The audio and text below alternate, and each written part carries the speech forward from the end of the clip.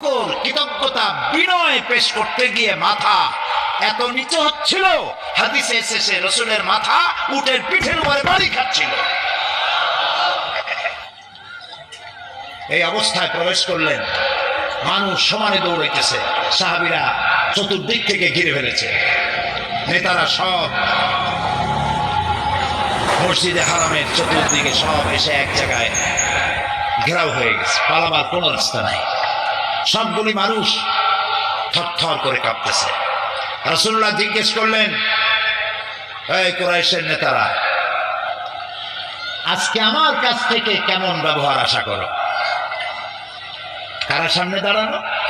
যারা বেলালকে মেরেছে, যারা খাব্বাবকে মেরেছে, যারা খুবাইবকে মেরেছে, যারা সুমাইয়াকে শহীদ করেছে, যারা মানুষকে নির্যাতন করেছে,